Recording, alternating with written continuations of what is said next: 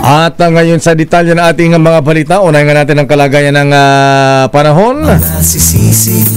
Patuloy na binabantay ng Pag-asa ang namataang low pressure area na nasa labas ng Philippine Area of Responsibility. Namataan ang sama ng panahon sa hilagang silangan ng Basco, Batanes.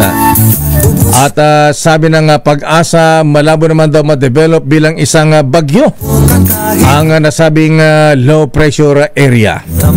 Pero patuloy pa rin makaranas ng pag-ulan ang malaking bahagi ng Luzon at Visayas, kasama na ang Metro Manila dahil sa hanging habagat.